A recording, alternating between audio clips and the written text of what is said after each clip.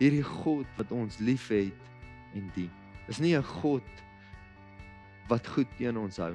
Is 'n God wat ons harte ken en dit beteken nie ons kan bly waar ons is nie. Verstaan my reg, Petrus het gefaal. En ek dink Jesus was teleurgestel in hom. Hoekom anders sou hy omgedraai het op daai tyd en na Petrus gekyk het?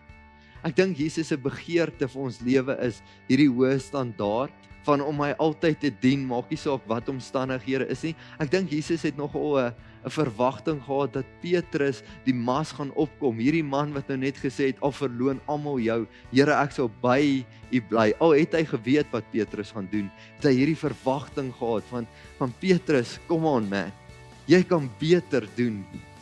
Ek weet, ek het groter planne en drome vir jou lewe. Ek wil hê jy moet uit hierdie ongeloof wat jy in is, breek. Sê jy ken my.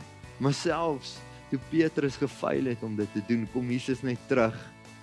En hy kom so 'n bietjie eye level net met Petrus, jy my lief. As jy my liefhet, kan ek met dit begin werk. Kan ek met dit begin werk om jou op 'n plek te kry waar jy sê, Here, ek het U baie lief. En dan op 'n plek te bring waar jy sê, Here, ek het U meer lief as almal anders hier.